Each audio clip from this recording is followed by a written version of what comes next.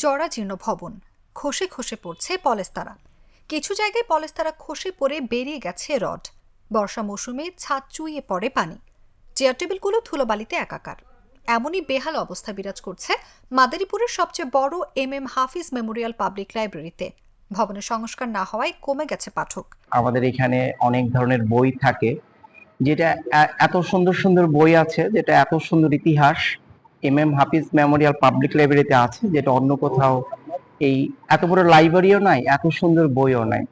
আমাদের এই জরাজীর্ণ পরিবেশটাকে যদি সুন্দর করে আমরা ঠিক আগের মতো সাজাতে পারতাম। সংশ্লিষ্ট সূত্রে জানা যায়, 1950 সালে তৎকালীন সাব রেজিস্ট্রারের উদ্যোগে মাদারীপুর টাউন ক্লাবকে মাদারীপুর পাবলিক লাইব্রেরি করা হয়। পৌরসভার 1 নম্বর ওয়ার্ডের শকুনি মৌজায় একটি টিনশেড ঘরে শুরু হয় লাইব্রেরির কার্যক্রম। পরে 1968 সালে জেলা প্রশাসক MM হাফিজ লাইব্রেরির ভবন নির্মাণের উদ্যোগ নেন। দুর্ভাগ্যবশত এই বছর তিনি একটি দুর্ঘটনায় মারা যান। পরে তার নামেই 1969 সালে নতুন ভবনের উদ্বোধন করা হয়। এরপর আর উল্লেখযোগ্য কোনো সংস্কার হয়নি। দীর্ঘদিন সংস্কার না হওয়ার কারণে এই লাইব্রেরিটি একটা জরাজীর্ণ অবস্থায় পড়ে আছে। দীর্ঘদিন এই লাইব্রেরিটি জরাজীর্ণ অবস্থায় পড়েছিল।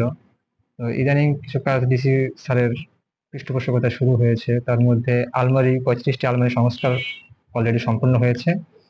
আর লাইব্রেরির অবকাঠামো উন্নয়নের জন্য জেলা প্রশাসক মহোদয় 10 লাখ টাকার একটা বরাদ্দের ব্যবস্থা করে দিয়েছেন, যেটা দিয়ে লাইব্রেরির ফ্লোর উঁচা করা হবে 1.5 ফুট, এবং আশেপাশে ছাদের পাশের যে প্লাস্টারগুলো খুলে পড়ে এটা ভেঙে আবার পুনরায় প্লাস্টার করে এবং রং করে আবার পূর্বের অবস্থায় ফিরে নিয়ে যাওয়ার একটা পরিকল্পনা রয়েছে। সেই অনুযায়ী আমরা কাজ করছি। আশা করি এ মাসের মধ্যে কাজ শুরু হবে। লাইব্রেরিতে বর্তমানে 15,000-এর মতো বই আছে। আজীবন সদস্য আছেন 150 জন। ঝুঁকিপূর্ণ ভবন হওয়ায় পাঠকরা আসতে ভয় পান। তারপরও প্রতিদিন 20 থেকে 25 জন পাঠক আসেন নিয়মিত। বিকেল 5টা থেকে রাত 8টা পর্যন্ত লাইব্রেরি খোলা থাকে।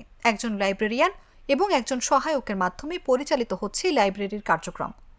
সুমন হাসান, সুজন, জাকির হোসেন, আলামিন সহ একাধিক পাঠক বলেন, লাইব্রেরিতে এলে আতঙ্কে থাকি, কখন না জানি মাথার উপর পলেস্তারা খসে পড়ে। এটি সংস্কার করা জরুরি হয়ে পড়েছে। তারা আরও বলেন, একটু বৃষ্টি হলে লাইব্রেরিতে বসে পড়া যায় না।